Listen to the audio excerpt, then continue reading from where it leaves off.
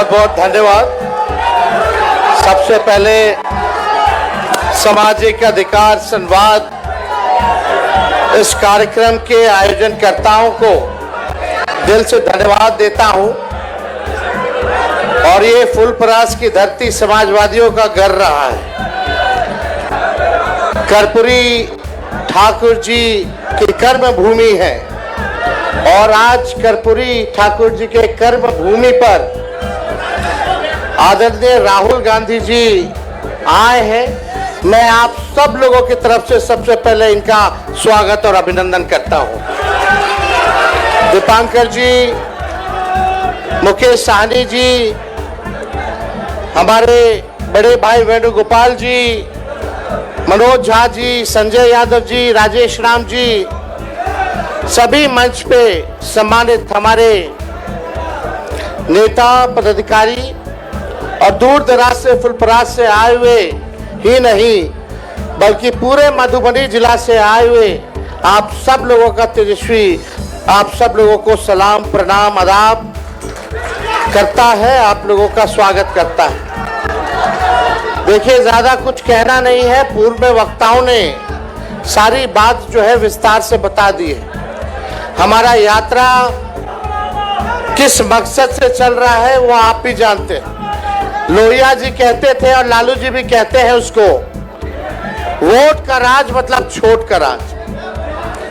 और ये भाजपा के लोग, एनडीए के लोग मिल करके आप लोगों का अधिकार ही नहीं बल्कि आप लोगों के अस्तित्व को मिटाना चाहते हैं।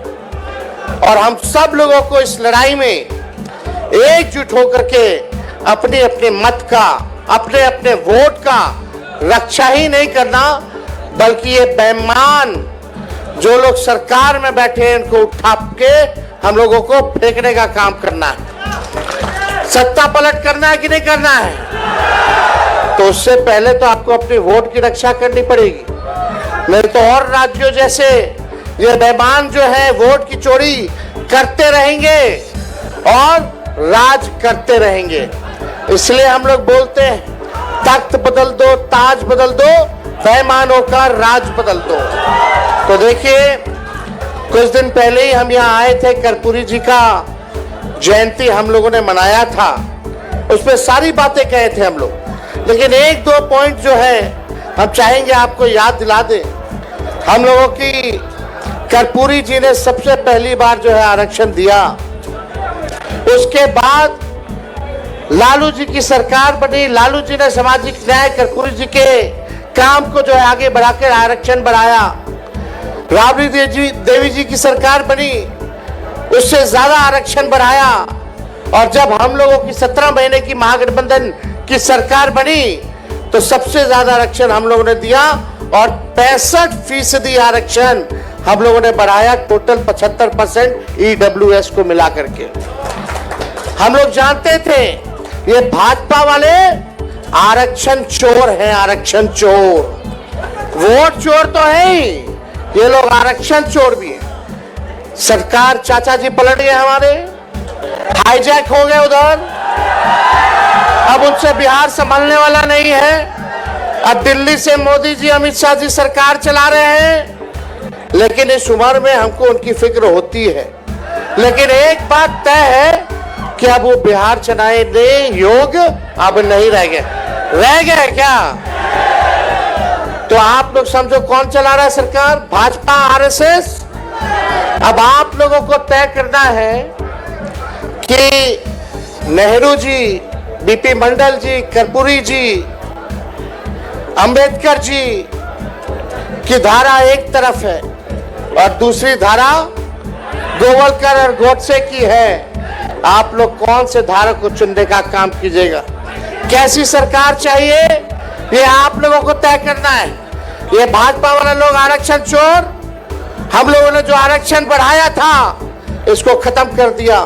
हम लोग कहते रह गए चीख चीख के, अनुसूची 9 में डालिए। जैसे तमिलनाडु में आरक्षण सुरक्षित है, वैसे बिहार में जो महागठबंधन की सरकार ने आरक्षण बढ़ाया था इसको सुरक्षित करने की जरूरत है। और यही नहीं, अगर आप लोग सरकार बनाइएगा तो आप जानते हैं मंडल कमीशन की जितनी सिफारिशें थी केवल 4 से 5% इंप्लीमेंट हुआ है। हमारी सरकार बनेगी, इंडिया की सरकार बनेगी, तो आप समझिए सारी सिफारिशों को हम लोग जो है लागू कराने का काम करेंगे और सबको जो है अधिकार देने का काम किया जाएगा।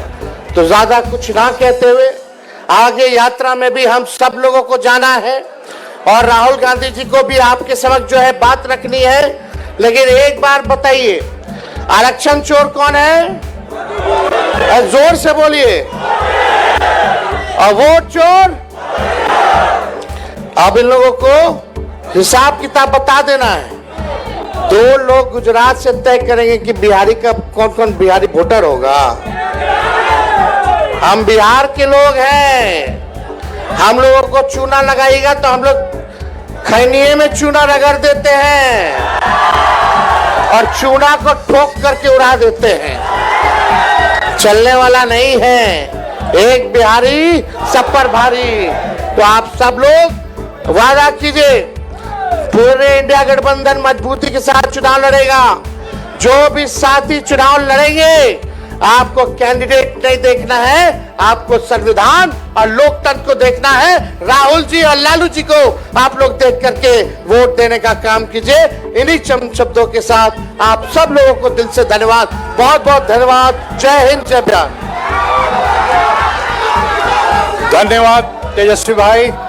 और अब इस देश के कोने कोने में गरीब गुरबा की, दलित की, पिछड़े की, अति पिछड़े की लड़ाई को लड़ने वाले और इस लड़ाई में मनुवादी ताकतों से टकराने वाले न्याय योद्धा, जिनको इस लड़ाई के लड़ने में 38 FIR हो चुकी है, जिनको इस लड़ाई लड़ने में साजिशें होती है, जिनके खिलाफ उनकी संसद सदस्यता छीन ली जाती है, उनको घर से बेघर कर दिया जाता है, तमाम मुकदमे लगते हैं। अभी पिछले दिनों बिहार में आए थे, राहुल जी चाहते थे कि दरभंगा के जो दलित छात्र हैं मैं उनसे मिलूं, लेकिन इस सरकार ने, जो RSS की सरकार है, उसने इस बात को अपराध माना, गुनाह माना और इस बात पे राहुल जी के ऊपर एक FIR और कर दी। तो साथियों, हजारों साल नरगिस अपनी बेनूरी पे रोती है, बड़ी मुश्किल से होता है चमन में दीदावर पैदा।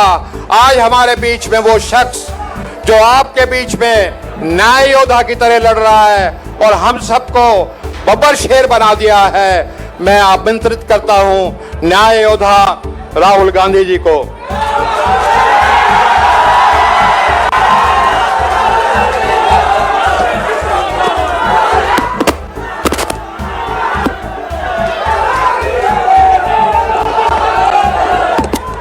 तेजस्वी जी, भट्टाचार्य जी,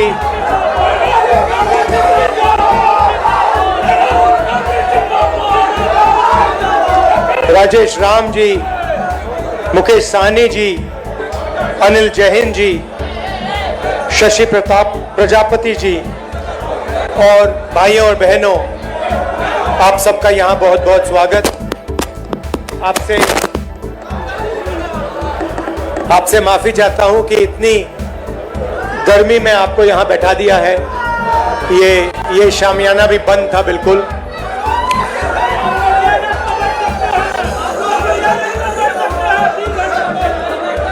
कुछ साल पहले अमित शाह ने बयान दिया, एक बार नहीं अनेक बार, कि अब बीजेपी की सरकार 40-50 साल चलेगी। हाँ, और मैं सोच रहा था कि यह व्यक्ति कैसे कह सकता है, इसको कैसे मालूम कि बीजेपी की सरकार 40-50 साल चलेगी। हम सब राजनेता हैं, जनता क्या करेगी, जनता के दिल में क्या होता है, जनता ही जानती है। तो ऐसा बयान देना कि अब हमारी सरकार 40-50 साल चलेगी, ये अजीब सा बयान है। और उस टाइम मैंने सोचा था कि इसको कैसे मालूम कि 40-50 साल के लिए सरकार चलेगी। और अब सच्चाई पूरे देश के सामने आ गई है। वो ये बात इसलिए कह सकते हैं कि वो वोट चोरी करते हैं, और ये चोरी इन्होंने अभी नहीं चालू की। मैं आपको बता रहा हूं, एक दिन ये आएगा बाहर। ये चोरी सालों से हो रही है। ये चोरी गुजरात में पहले शुरू हुई, उसके बाद 2014 में नेशनल लेवल पे आई, उसके बाद चुन चुनकर ये लोग स्टेट जीतते हैं और हरवाते हैं।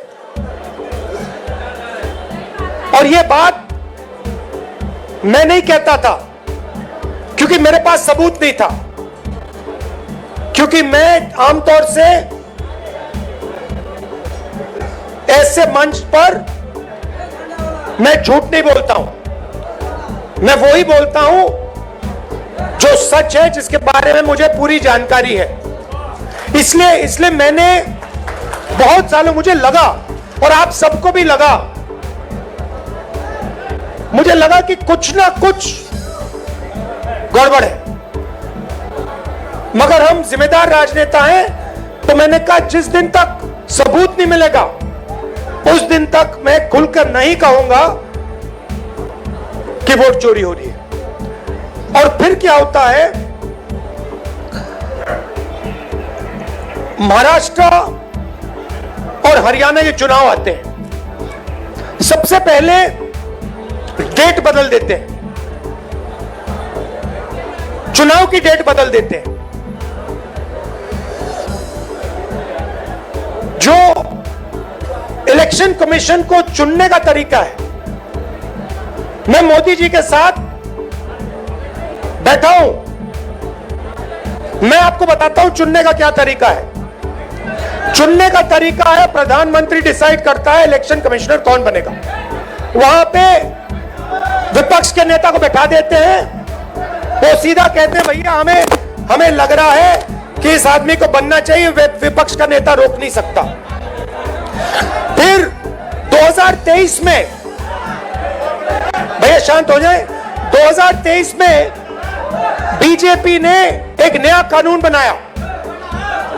क्या था कि इलेक्शन कमिश्नर पर कोई केस नहीं लगाया जा सकता है। आप सोचिए, हिंदुस्तान के सब नागरिक पर केस लगाया जा सकता है। आप कुछ गलत करो, पुलिस आ जाएगी, एफआईआर हो जाएगा। 2023 तक इलेक्शन कमीशन और इलेक्शन कमिश्नर पर केस किया जा सकता था। 2023 में छुपे छुपे बीजेपी ने कानून बदला। नया कानून कहता है कि इलेक्शन कमिश्नर पर कोई जुडिशियल कार्रवाई नहीं की जा सकती, कोई केस नहीं लगाया जा सकता। अब आप पूछिए अपने आप से कि यह कानून क्यों बनाया गया? चोरी करवाने के लिए, कि ये लोग बिना डरे चोरी कर पाए। तो महाराष्ट्र में इन्होंने क्या गलती की, ये थोड़ा ज्यादा कर दिया। गलती से ये डरे हुए थे, तो इन्होंने कहा कि भैया महाराष्ट्र का चुनाव है, हरियाणा का चुनाव है, इसको जीतना है। इन्होंने चोरी थोड़ी ज्यादा कर दी, हमने पकड़ ली। जैसे अगर कोई आपके बटुए से 10 रुपए चोरी करे, शायद आपको पता ना लगे, मगर अगर एक दिन आपके बटुए में से 1000 रुपए गायब हो गए, तो आप कहोगे भैया ये तो किसी ने चोरी की है। यही हुआ हरियाणा में और महाराष्ट्र में। महाराष्ट्र में आप सुनिए, महाराष्ट्र में लोकसभा में हमारी पार्टी जीतती है, स्वीप करती है, ज्यादा से ज्यादा सीटें महाराष्ट्र में हमारा गठबंधन जीतता है। 4 महीने बाद हमारी 3 पार्टियां वहां पे बड़ी बड़ी पार्टियां हैं, गहरी पार्टियां हैं, कांग्रेस पार्टी, एनसीपी, शिवसेना, तीनों मिलकर लड़ रही थी, गायब हो गए, तीनों की तीनों गायब हो गई।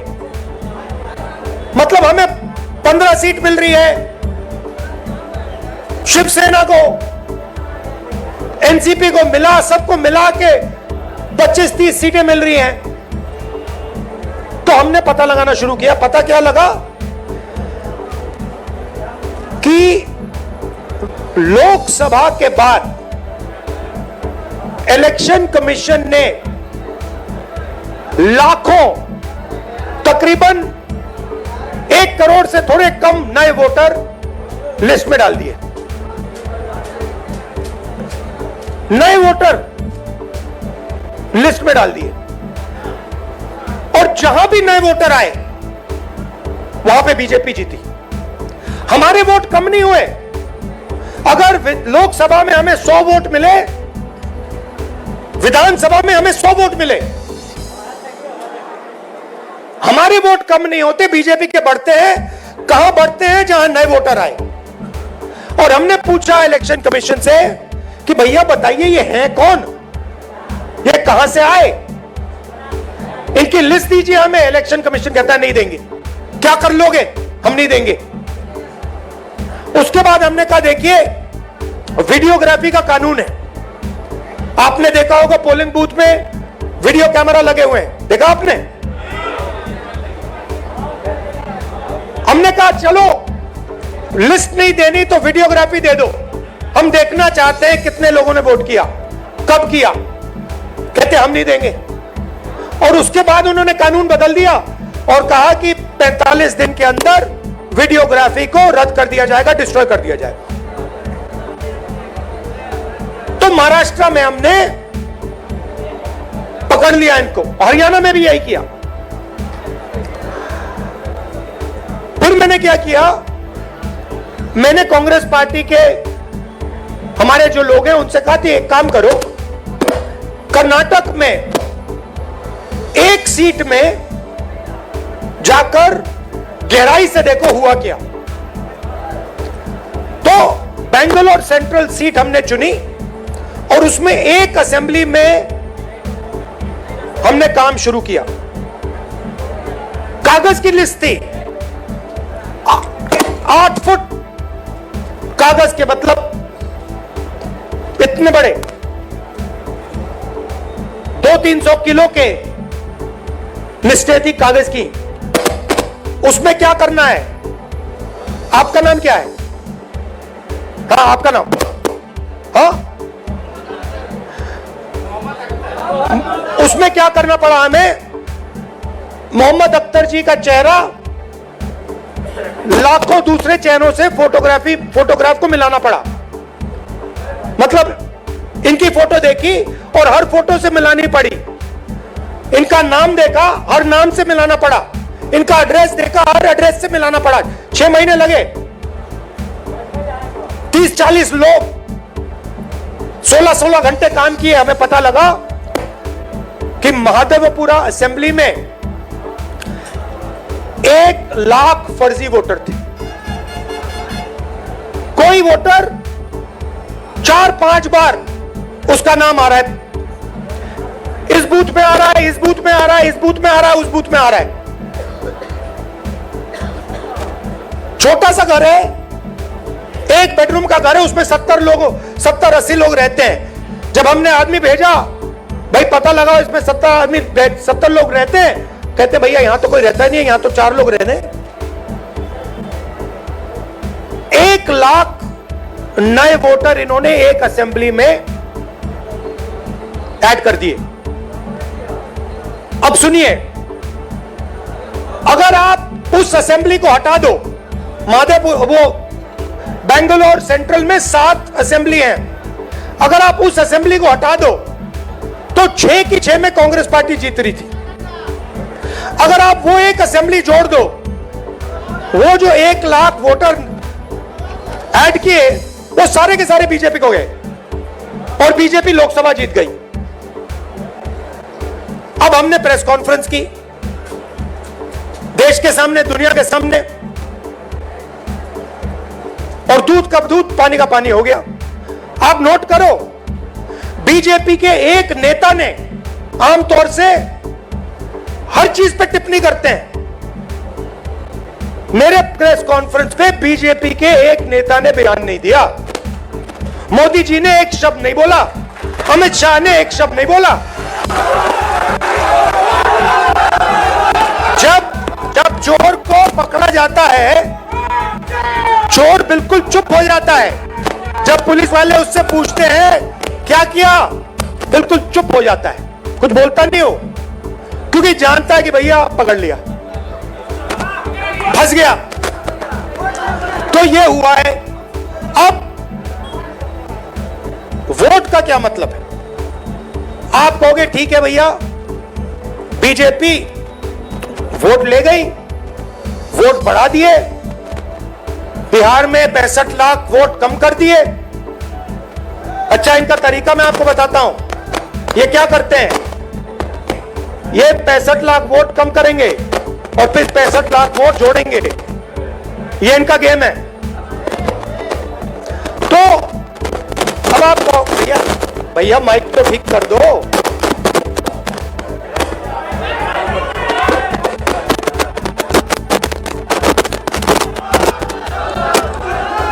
हेलो,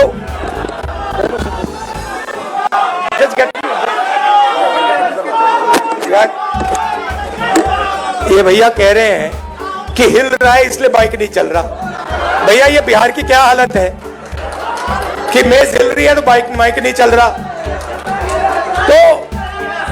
तो अब आप कहोगे ठीक है भैया, इलेक्शन चोरी कर रहे हैं, तो क्या हुआ?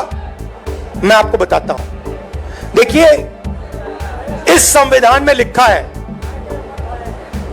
कि हिंदुस्तान के हर नागरिक को एक वोट मिलेगा। 2 नहीं मिलेंगे, 5 नहीं मिलेंगे, आधा नहीं मिलेगा, 1 मिलेगा। मतलब अगर दलित है, ईबीसी है, पिछड़े वर्ग के हैं, मुसलमान है, हिंदू है, जो भी है, 1 वोट मिलेगा, 2 नहीं, आधा नहीं। अंबानी जी का जो बेटा है उसे उतने ही वोट मिलते हैं जितने देश के सबसे गरीब बच्चे को मिलते हैं, 1। और वोट को सबसे ज्यादा किसको जरूरत होती है? आप क्या सोचते हो, अंबानी जी को वोट की जरूरत है? कोई फर्क पड़ता है उनको? वोट डाले ना डाले कुछ फर्क नहीं पड़ता। बैंक के दरवाजे उनके लिए खुले हैं, कर्जा माफ उनका खटाखट होता रहता है। उनका बच्चा कहता है भैया मुझे बिजनेस करना है, 2 मिनट में बिजनेस कर सकता है। वोट किसको चाहिए? वोट हिंदुस्तान के गरीब लोगों को चाहिए, क्योंकि इसके बिना आपके कोई अधिकार नहीं है। आजादी से पहले जब आपके पास वोट नहीं था, कोई अधिकार नहीं था। दलितों को कहा जाता था कि भैया आपको हम छुएंगे नहीं, आप यहां अपना चेहरा नहीं दिखा सकते। पिछड़ों को कहा जाता था कि भैया आपकी कोई जगह नहीं है, सरकार में कोई जगह नहीं है, शिक्षा के सिस्टम में कोई जगह नहीं है। ये सारा का सारा जो आया है, ये आजादी के बाद संविधान के कारण आया है। और संविधान क्या है? अगर जिस दिन आपने वोट खत्म कर दिया, उस दिन इसका कोई मतलब नहीं रहता है। जो इसमें जो शक्ति है, ये किताब नहीं है, ये हिंदुस्तान की शक्ति है, हिंदुस्तान की आत्मा की शक्ति है। वो शक्ति इसमें कहां से आती है? वोट से आती है।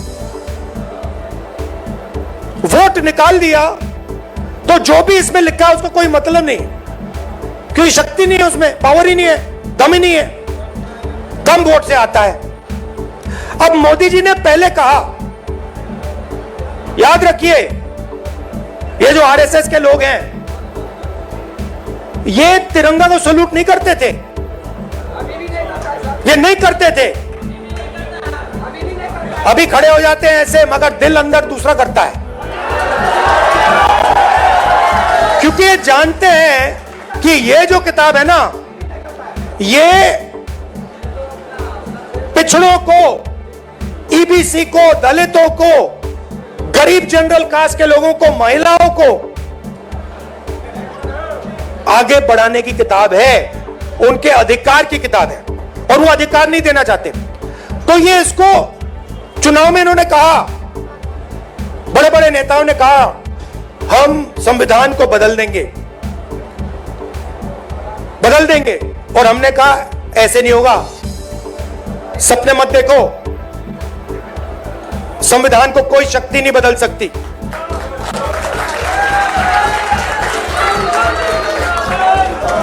मगर हमें यह नहीं मालूम था, शक था मगर सबूत नहीं था कि ये इसको खत्म करने में लगे हुए हैं, क्योंकि ये वोट चोरी कर रहे हैं। तो हम आके यहां भाषण देंगे, मैं भाषण दे रहा हूं और मैं कहना चाहता हूं जो तेजस्वी जी ने कहा, अंबेडकर जी का सपना, गांधी जी का सपना, कर्पूरी ठाकुर जी का सपना, उसको पूरा करना चाहते हैं। मगर अगर वोट नहीं है उसको कोई मतलब नहीं है। हम यहां जितने भी भाषण करना चाहें, हम कुछ नहीं कर पाएंगे अगर वोट नहीं है। मैंने भाषणों में कहा भैया 50% की जो दीवार है रिजर्वेशन की, उसको हम तोड़ देंगे, बिना वोट के नहीं तोड़ सकते, सवाल नहीं उठता। हम मतलब भाषण देते रह जाएंगे। अगर वोट चला जाएगा, आरएसएस का कंट्रोल हिंदुस्तान की संस्थाओं पर होगा और जो प्रगति होनी चाहिए वो नहीं होने वाली। इसलिए हमने वोटर अधिकार यात्रा यहां शुरू की। आप क्या सोचते हो, एक बार आपका वोट चला गया, उसके बाद भैया राशन कार्ड जाएगा, उसके बाद आवास जाएगा, उसके बाद जमीन जाएगी। ये अंबानी अदानी आता है और किसानों की जमीन ले जाता है। किसान लड़ कैसे पाते हैं? लड़ इसलिए पाते हैं क्योंकि ये है, क्योंकि किसान कहता भैया अगर आपने हमारी जमीन ली तो देखना चुनाव में हम आपको दिखा देंगे। अगर ये चला गया तो किसान कुछ नहीं कर पाएगा, मजदूर कुछ नहीं कर पाएगा, सारा का सारा डर जो है चला जाएगा। मोदी जी आपको टीवी पे दिखते हैं, एक बार चोरी पूरी हो गई वो दिखेंगे भी नहीं, वो अंदर बैठ जाएंगे रेसकोर्स रोड के। वो अलग बात है कि थोड़ी देर बाद बैठना पड़ेगा उनको, क्योंकि इतना गुस्सा है जनता के दिल में। बिहार को देखो, यहां पे आप यात्रा में आओ, देखो क्या हो रहा है। मतलब लाखों लोग आ रहे, कह रहे, बच्चा बच्चा कह रहा है वोट चोर वोट चोर वोट चोर। अच्छा, बच्चे को समझ आ गई बात। मेरे पास बच्चे आ रहे हैं, कान में कह रहे हैं वोट चोर है, वोट चोर, मोदी वोट चोर है, और मीडिया वालों की बात समझ नहीं आ रही। अच्छा, इनसे पूछना, एक बात पूछना इनसे, अभी मीटिंग के बाद इनसे पूछना, भैया एक बात समझाइए, ये जो आपके एंकर हैं, ये जो आपके एडिटर हैं, इनमें ईबीसी, ओबीसी, दलित क्यों नहीं दिखाई देते? ये जो बड़े बड़े रिपोर्टर हैं, ये करते हैं, टॉक शो करते हैं, डिबेट करते हैं, इनसे पूछिए भैया 90% आबादी इसमें है क्यों नहीं? एक आपको ओबीसी नहीं मिलेगा, एक दलित नहीं मिलेगा, एक बैकवर्ड नहीं मिलेगा, नहीं मिलेगा, पूछ लो, एक नहीं मिलेगा। ये भैया आपकी आवाज नहीं है, ये बात याद रखिए, ये नरेंद्र मोदी की आवाज है। इनकी गलती नहीं है बेचारों की। देखिए, इनको सैलरी लेनी है, इनको बच्चों को स्कूल भेजना है, इनकी गलती नहीं है, इनके मालिकों की बात कर रहा हूं, इनकी मजबूरी है बेचारों की, है ना। तो देखिए, मैं आपको बताता हूं, मुझ में अजीब सी बात है, जब मैं छोटा सा था तब से, जब मैं मन बना लेता हूं ना कि ये करना है, बस गया काम, वो होगा।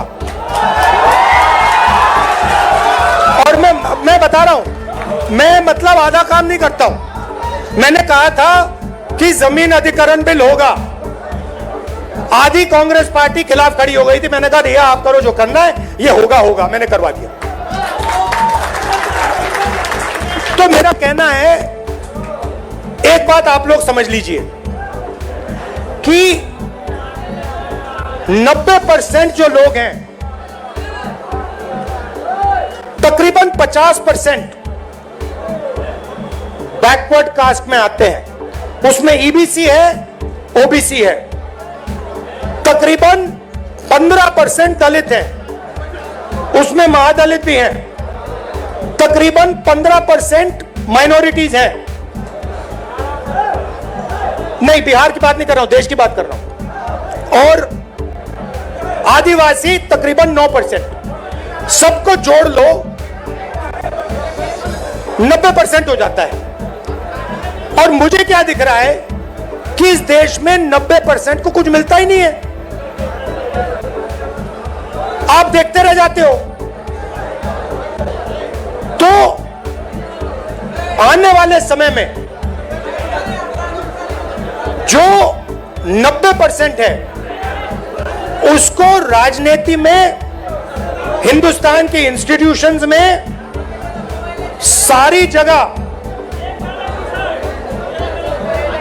भागीदारी मिलनी होगी। और एक नए तरीके से सोचकर हमें विकास करना पड़ेगा। और मैं आपको सीधा बता देता हूं, जो मैं कहता हूं, जिस प्रकार से मैं साफ कहता हूं, मुझे मतलब मैं झिझकता नहीं हूं। जाति जनगणना, हाँ, जाति जनगणना तो फाउंडेशन है उसका। सबसे पहले जाति जनगणना में दूध का दूध पानी का पानी हो जाएगा। कौन क्या है, क्या नहीं है, कहां है, सब पता लग जाएगा। और तेलंगाना में हमारा मॉडल है, रेवंत रेड्डी जी आए हैं, तेजस्वी जी की भी उनसे बात हो रही थी। डिटेल में हमने किया है, मतलब वो ब्लूप्रिंट है विकास का। ठीक है, तो एक नए तरीके से हम विकास के बारे में सोचेंगे, जिसमें सब लोगों को लगेगा कि देश हमारा है, देश की संस्थाओं में हमारे भी लोग हैं और मजा आ रहा है। ये बदलाव हम लाएंगे, टाइम लगेगा क्योंकि वोट चोरी कर रहे हैं, मगर मैं आपको कह रहा हूं ये आएगा। आप देखना, ये जबरदस्त तरीके से हम बदलाव लाने वाले हैं। आपने अपनी शक्ति दी, आपने ये जो क्रांति होती है ना हिंदुस्तान में, मुझे कहते थे कि हिंदुस्तान में क्रांति बिहार से आती है। मुझे कहते थे कि जो भी राजनीतिक बदलाव आता है, क्रांति आती है बिहार से आती। और मैं सोचता था, हाँ, गांधी जी चंपारण आए थे, बिहार में क्रांति होती है, मगर कैसे होती है? और इस यात्रा में मुझे दिखा कि भैया आप समझ लो कि यहां पे जो आपने किया है ना, ये जो नारा दिया है, वोट चोर, वोट चोर, ये आपने बिहार से पूरे देश में फैला दिया है। पूरे देश में फैला दिया आपने। अब मोदी जी भाषण देंगे और वहां पे उनके सामने छोटे छोटे बच्चे कहेंगे वोट चोर, वोट चोर, वोट चोर। लग गया ठप्पा।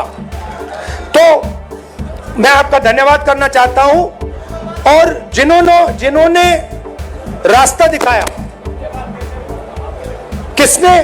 कर्पूरी ठाकुर जी ने, मंडल जी ने, अंबेडकर जी ने, गांधी जी ने, जिन्होंने हमें रास्ता दिखाया, उनका मैं दिल से धन्यवाद करता हूं। नमस्कार, जय हिंद।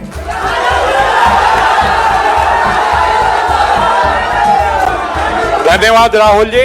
अब जितेंद्र बघेल जी से आग्रह करूंगा कि धन्यवाद करें। बहुत बहुत धन्यवाद हमारे आधुनिक सामाजिक न्याय के प्रौधा आदरणीय श्री राहुल जी, हमारे भाई आदरणीय श्री तेजस्वी जी, हमारे सर आदरणीय श्री केसी वेणुगोपाल जी, आदरणीय श्री दीपांकर भट्टाचार्य जी, श्री मुकेश साहनी जी, श्री इन सभी का मैं हार्दिक धन्यवाद देता हूं।